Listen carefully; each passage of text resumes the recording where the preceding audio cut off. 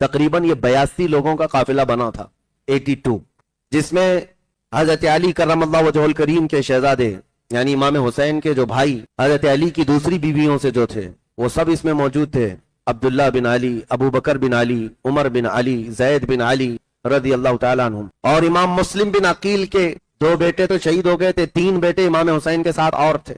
امام حسن کے اپنے سگے بھائی کے 3 بیٹے ان کے ساتھ تھے، اور امام حسین کے خود کے 3 بیٹے بھی تھے، امام زین العابدین، علی اکبر اور علی اصغر، اور پھر آپ کی سگی بہن سیدہ زینب رضی اللہ تعالیٰ عنہا وہ ساتھ تھیں، اور امام حسین کی چھوٹی بیٹی سیدہ سکینہ وہ بھی ساتھ تھیں، اور امام علی مقام کی 2 بیویاں ساتھ میں تھیں، ام رباب اور شہر بانو۔ حضرت جعفر طیار کے بیٹے بھی تھے، بیچ راستے میں تھے تو سیدہ زینب کے 2 بیٹے عون و محمد، یہ دونوں آئے اپنے باپ کا خط لے کر، اور کچھ جانثاروں سے مل کر، جو دوسرے چاہنے والوں سے مل کر 82 کی تعداد کو پہنچا۔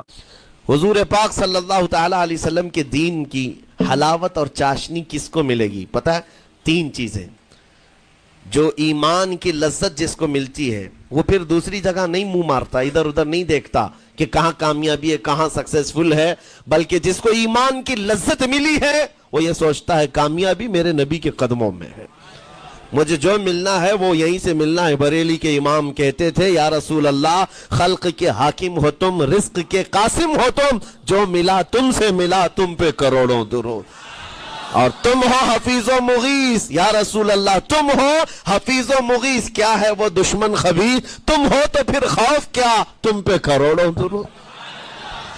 یہ ایمان کی لذت جسے مل جاتی ہے وہ کامیابی حضور کے قدموں میں ہی دیکھتا، پھر اسے ادھر ادھر کی چیزیں نہیں پریشان کرتی۔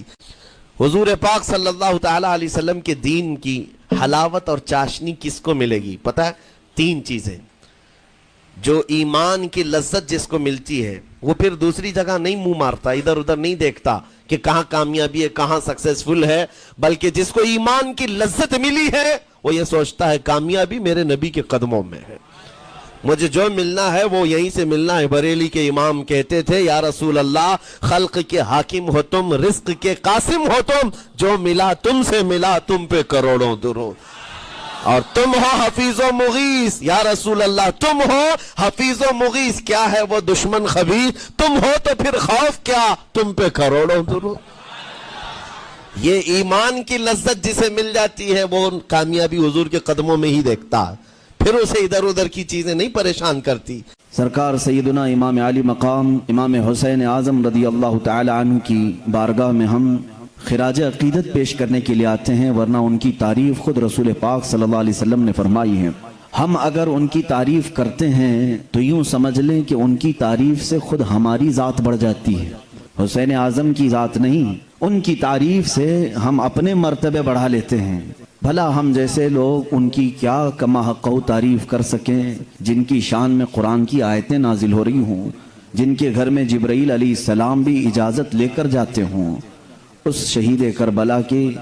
عظمت و رفعت اللہ بہتر جانتا ہے۔ کوفہ کے گورنر ہاؤس میں عبید اللہ بن زیاد نے امام مسلم بن عقیل کو پیچھے ہاتھ باندھ کر اوپر چھت پر لے جانے کا حکم دیا، جلاد کو بلایا، اور جلاد کو بلانے کے بعد امام مسلم بن عقیل کی ہڈیاں توڑی گئیں، اور اس کے بعد امام مسلم بن عقیل کو قتل کر کے گورنر ہاؤس کے اوپر سے پھینکا گیا، آپ کا سر مبارک الگ اور جسم مبارک الگ پھینکا گیا تھا۔ انا للہ و انا الیہ راجعون۔ یہ خاندان نبوت کے پہلے شہید ہیں، پہلے شہید کوفہ میں جنہوں نے دم توڑ دیا۔